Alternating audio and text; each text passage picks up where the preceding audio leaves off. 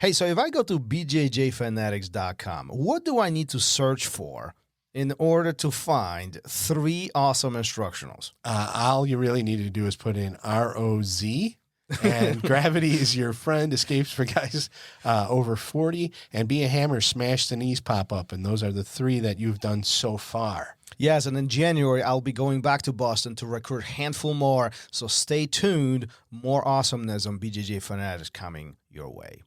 We have all had that situation where after class is when we want to ask a question. And Thomas, a lot of those questions you've already answered, right, at Ask a Black Belt. Yeah, it's another podcast that I'm running.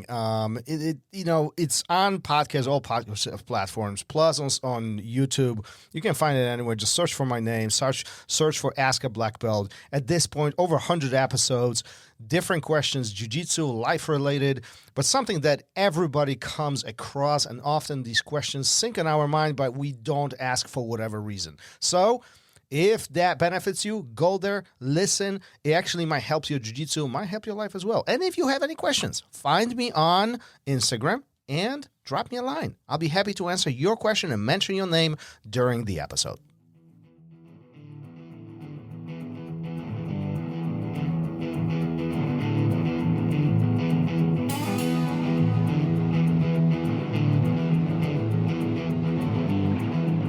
Welcome to Raw Radio.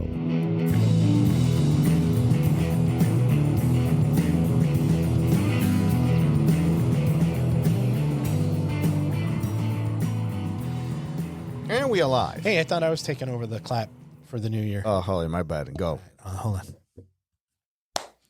And we are live. Oh, There never we go. mind. You do that too. Oh, I have to do both? Yeah, absolutely.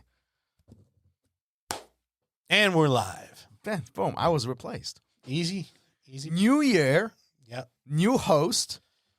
New host. You're the head host now. You're doing the clap. Oh, I take it back. That means you gotta. That means you're not doing any work, Yeah, I don't- and then everything shifts down to me. I'll be grinding now. Sure. I'm doing the. Embrace it. Give me the board. Embrace the grind. Give me the red button. You can have the red button. The shiny red jolly candy-like button for all you Ren and Stimpy fans out there. Hey, What? Happy New Year. All right, so a little behind the scenes. We're behind the scenes. It's still 2022. Shh, don't tell anybody. We are we are scheduled way ahead of time, so we're recording this still end of December. However, this is releasing as a very first takeaway of 23. Yeah. You know, I was you don't watch a lot of TV and stuff. I grew up as a TV kid, and I was very disappointed to find out that like the late night television shows didn't tape late at night. And sometimes they didn't even tape on the day they came out, and they would just pretend it's Thursday when they were recording on Wednesday. Well, at some point, you don't know those things growing up, and then you find out. I heard, and I don't know if this is true, but I actually heard that they record a whole week in one day. Whole week in one day. So like, I actually knew somebody, one of my neighbors worked on one of the shows, and I'm not going to say names or anything, but a big, one of the top rated shows. And he was a producer on that show. And I talked to him recently in summer, I think, but he said like the Monday typically is like ideas. They sketch things out. Tuesday, they write things. So all the jokes, everything is framed in. Wednesday, they rehearse, and Thursday, they shoot, and then Friday, Saturday, Sunday, they're off. And that's the whole thing. And I don't know if that's true or not, or how much. Is it a show that comes out once a week or a show that comes out every night? Daily. I'm talking, daily. It's a daily night show. Yeah, but the show is only an hour, right? Right. So they shoot literally 5 or 4 episodes. Yeah. Yeah, I in think the one only day, ones that, you know. like the late night shows can't do that because the first 20 minutes of the show is topical, right? It's daily. They're talking about things that, so. Maybe so. But I some don't of the know. other talk shows, like the sit-down so this ones. was, okay, so the frame, this is not a night show. So, yeah. This How long was- did he work on Oprah's show? How do you know it was Oprah? Because not much else films here, or it was Jerry Springer, or I know a lot of the HGTV shows were filmed here. But they anyway, were? I didn't know yeah. I knew a producer for those Really? guys. Yeah. But anyway, since we're on the topic As of typical talking about, every takeaway, we just deviated. We just pivot into the unnecessary Well, direction. we can talk about, so we were talking about people being genuine. Yeah. I think was our big takeaway from the first guest of the year. You might not know him as Nick, but you do know him as Chewy. Yeah. Everybody knows him as Chewy. And I think that, off air, I was talking to him a little bit about how some people that we know here at the gym went down there when they were brand newbies and down to Derby City and had a fantastic time. And Nick was there, and he rolled with John and here, or there, I should say. And Chewy's got a huge internet presence. And one of the things we took away from our talk with him, and I take away from his internet career, if you want to call it that, is he just seems like a genuine person. I think what you see on YouTube is what you get in real life with Chewy. I want to spin this the other way. I think we very often talked about this, the reality versus perception that takes place on internet, especially, short clips and, things of that nature when influencers, quote unquote, present certain image and, we look up to them. I mean, like it or hate it, we do look up to them. We scroll, we look, we watch YouTube, we trying to gauge and kind of take things away from and learn from them and then being entertained by them, right? But very often, what's presented is not necessarily the reality of their life. We all listen, I do it too. Yeah. Like, it's just, I'm on Instagram. Like, I feed the gram, vortex, So, but oftentimes that's not reality. Right. Okay. We are different. We're trying to create a persona that's appealing and entertaining, which, in some fashion. I think what's interesting about Nick is that it appears to me that it's not about him. Right. It's about the student. It's about the viewer. And as cliche as this sounds, before the conversation, I thought that, it would be very similar for him as is for many others, as this is a business. He's trying to generate money. But more you talk to him, very easily you're starting to learn that he actually doesn't do the internet stuff to be famous or to make money or with some, specific goal. He just likes helping people. Yeah. He just likes being there, which by definition in my book would put him as a really good leader. And I've never met Nick in person. No, our interaction was very limited up to this point, and I really do hope that will continue on and we get to know each other. But at the same time, it appears as he's very, very genuine. And as an instructor, that's one of the things that I would be looking for, to look up to somebody like that, right? So like when you come into the academy for very first time, right? What's some of the things that you will be looking for in an instructor, not an environment, not the training partners or classes, blah, blah, blah, but in the instructor? And you're smiling right now because you're going to say things that I'm not. No. I'm going to say something that someone told me recently when they visited another academy. I won't obviously say the academy. I'll make you say it later. Yeah, I'll tell you after. They might have told you already too. But the instructor was playing with a drone. A drone? A drone, like a little drone in class. Inside the building? Yes. So just like a little toy Okay, one. so we'll bypass that's unsafe. We'll just bypass that part. Well, I mean, they come so small, the toy ones aren't going to hurt anything. But if I walked in and the instructor was playing with a drone, there's a good chance I'm not going to sign up. Yeah. So, but you can take that, that's a ridiculous example, but if you take it to an instructor who's disengaged, instructor who's on his phone, an instructor who's, and there's a lot of downtime in a class where an instructor can go over and have a conversation with an employee real quick, or they can take a picture of the class, so they're on their phone, maybe doing that and posting that. I think that's a lot different than being so I showed you the technique. My job is done. I'll bow you out in 45 minutes. Yeah. And I think that, so obviously engagement from the instructor is one of the things I'm looking for. You always look to see, what the culture's like, the environment's like. And I think I have a pretty good bullshit meter where, if somebody comes up to me and they're overzealous, they're overselling, it's just like their personality is like so huge. And I can probably tell that once my automatic deduction is coming out every month, they're probably not going to treat me the same way. And so that's probably someplace that I wouldn't be looking to do business with, You're providing a service, don't forget. So I don't want to get too big into business because we're talking about being genuine here. Yeah. But you're providing me with a service, and if it's a bait and switch, you're going to catch on pretty quick.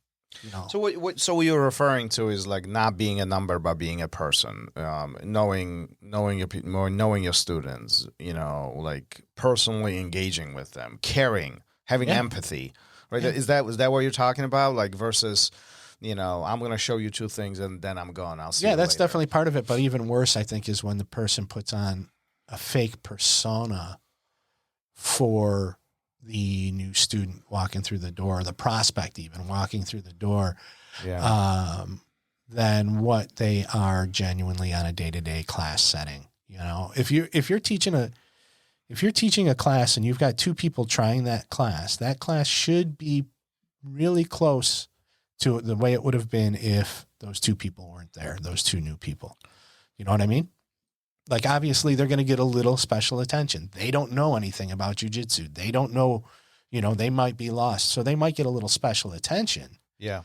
But the class should be the same. Your personality should be the same. And that's what I mean by genuine. And I also think that, like, go ahead.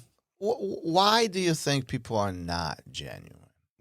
There's a lot of reasons. Let's even expand this outside of the instructor. I mean, the instructor is the focal point of every academy. Whether the head instructor or the current instructor of the class, they are focal point. Everybody looks up to them, right? So one would think that person wants to be a true leader. One would think that they want to be a good example. They want to share, be empathetic, and be really connected with their students because essentially that's what drives the success of the student.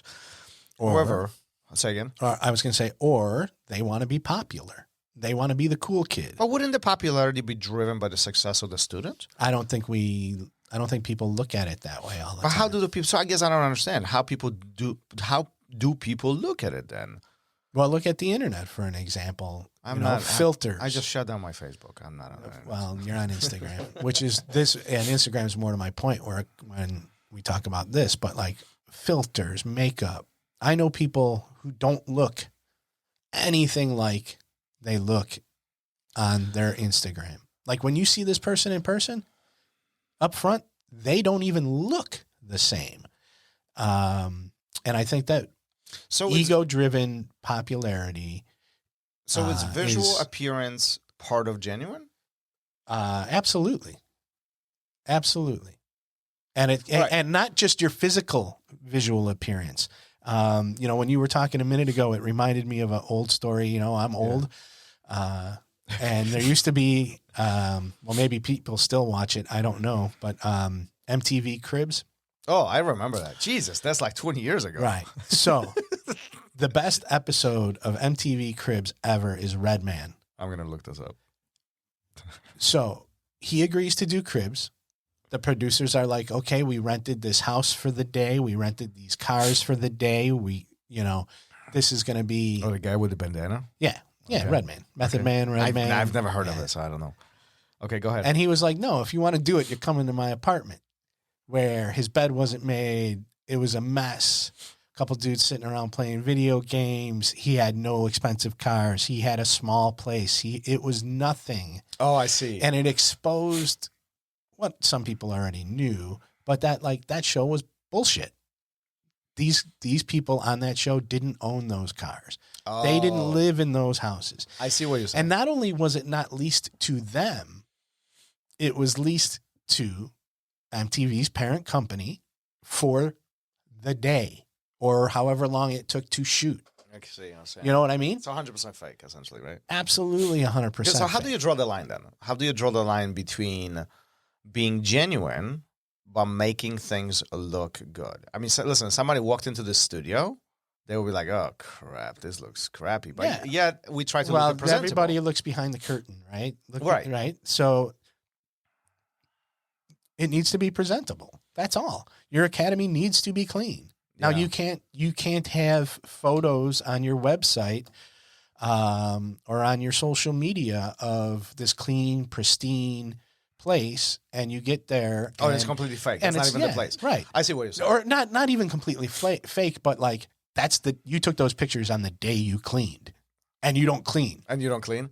Oh, I see what you're like saying. Look at like something like when you're looking for a house, you're looking to buy a house, and you start seeing photos that are obviously fake. That's not even, the room, or that furniture is photoshopped into that room and it would never even fit. Okay, so the rooms are made to look bigger, and you get there and it's like half the size of what you thought. That's it. And I mean, you read the square footage and stuff like that, but it's like, so it's shocking. So am I understanding this correctly? So in your mind, being genuine is not necessarily about the presentation, but about the intent that you're trying to do? Disingenuous is about the intent, right? If you're trying to put something out there that isn't real, you're being disingenuous. And I think when we, to take it back to somebody like Chewy, who a lot of times looks like he shoots these question and answer videos, like he just got done rolling. He's being honest and forthright. He speaks to the white belt the same way he speaks to the black belt. He rolls with white belts that visit, and makes sure that he's rolling with them to give them a good experience. Yeah. And they know it, they're not going in there going, "Oh, I rolled with Chewy and he didn't tap me." No, you roll. Chewy let you roll with him, and he wanted you to have a good experience. Yeah. And he didn't smash you. Yeah. And I think that, we were originally going to talk about like the internet here. I think that there's two ways you can go on the internet. You can go genuine, or you can go disingenuine. And I think that a lot of emphasis, a lot of traction is in that negative side, what I consider the negative side of it. Meaning genuine. Disingenuous, being fake, being filtered, being phony, being, not who you say you are, trying to appease people.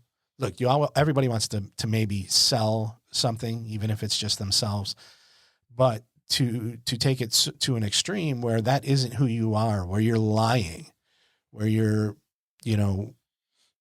it's not your personality at all. Sure, you want to look good. You want to have a fresh haircut maybe and trim your nose hairs. That's fine if you, on a day-to-day basis, don't really look like that. We all dress up nice for our school pictures. But it can be taken to an extreme. Yeah. It is a very fine line. I agree. I mean, listen, when it comes to social media today, I do feel that we all seek certain level of acknowledgement. We do like the dopamine rush that comes from, I got a like, I got 3 likes, I got a new follower, all that. We all like that to some capacity. I think we all have different purpose behind it, but we do like it, right? That's why we that's why we post. I think there's a very fine line behind this is a true picture of what's happening, or I'm trying to share my experience. I guess that's how I would define this. I'm trying to share my experience versus let me post this fake picture to gain something.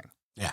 Right? These are two different intents, purposes. Yes, yeah, for sure. Behind it, right? So like one is I'm trying to show you something that, you can experience with me in this very disconnected world.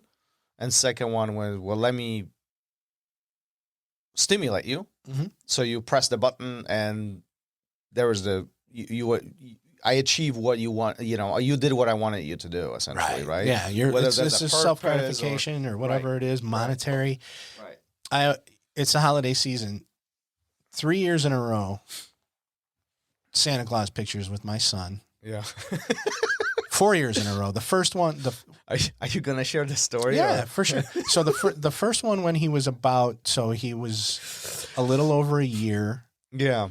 Margaret had to hold, so she was holding him off to the side of Santa. We do the picture with everybody. Mom, Dad, the 2 kids.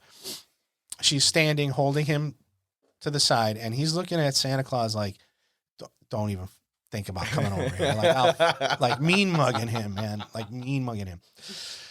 The second year, he's crying. Yeah. He's sitting on my lap. He's crying. The third year, he's covering his eyes.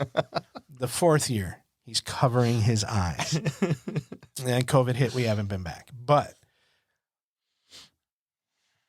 those pictures reflect what was going on. The photographers were like, every one of them, put your hands down. Put your hands down. Make him put his hands down. Yeah. Or look at this, shaking something. Yeah. And I'm going, just take the picture. Just take the picture. Just take the picture. This is what's happening in the moment. Take the picture. We are actually going to look back at this and laugh at some point, Absolutely. And the reason, so that's genuine where you might have people that don't show that picture to anyone ever. No, or they would not take that picture. Right. It'd be over. And, one of those years, I think it was the second year we were with this particular Santa, he said, he came up to me. We were the last people that took a picture with him before he was taking a break. Okay. So we take the picture. He takes his break. He comes over to me and says, thank you for the way you did that. A lot of parents pull the kids' hands down. Everybody starts getting upset. Yeah. It's uncomfortable for everybody, including me. And I was like, I explained it to him the way I just explained it now. And he stops me. He just puts his finger up to his lips. We're standing really close to each other. And he points down at the ground. And I look down at the ground, and my son is hugging his leg, looking up at Santa Claus. That never would have happened if I forced him to put his hands down and stop crying. We went back and took a second picture, and we bought them both. Yeah. Right. We bought the hands over the eyes and one where he's sitting. It's just him sitting on Santa's lap. We bought them both. Good for you. But Good so because it's hard. Listen, it's hard as a parent, right? Because we all want to have these good moments. We want to have. We look. It's keeping up with the Joneses. You look at the other person's picture and go, "Why the, Why my kids are doing this when everybody else is, it's I know hard. They don't look like that. Listen, same thing for us. Like we took a picture, a couple of weeks ago. We took boys to Santa to see it. Like the morning off, I don't want to go. I don't want to go. If my son is listening to us, you know exactly which son I'm talking about. I don't want to go. I don't want to go. And we're standing in the line, getting closer to it. I don't want to go. It's the same thing. Mm-hmm. And it was the same thing. Just take a picture. This is him right there. Yeah. It is what it is. But that is, I think, all that creates this, for me, all of this creates this sense of reality in this unreal life that we live today. Yeah. And pivoting that a little bit and kind of changing the direction of this conversation, I think this is why I love jiu-jitsu, to be honest with you. Because jiu-jitsu is as real as it gets. Jiu-jitsu, as much as we see it on the internet, we see it on the gram, we see it on all these social media platforms, there's nothing that will ever replace being on a mat with these people, being as vulnerable as you can be. There's no faking. There's no substitution. You get what you get. You're a nail. The other ones, you're a hammer. Most of the time, you're a nail. Yeah. It is what it is. But this opportunity to create this false perception. Yeah, it gets perverted, right? It gets completely kind of diluted. Even if you have that intent, it doesn't work. It's as real, as raw as it gets. It almost takes us back to the roots of humanity. Like, this is probably as closest to a raw fight as we can get today, short of stabbing each other. And, you know what I mean? Like, I think this puts us, especially as men, and not to take away from women here, let's not get, but I think guys typically often look for this raw engagement. This is what stimulates us physically and mentally. And I think this is what's so appealing about jiu-jitsu in particular. This is why a lot of us find this escape from reality, because their reality is not so real. This on the mat is real once we engage. Yeah, absolutely. And it's funny. I think that people search it out for different reasons. Guys that are physical, that have been their whole lives, look for it to continue that.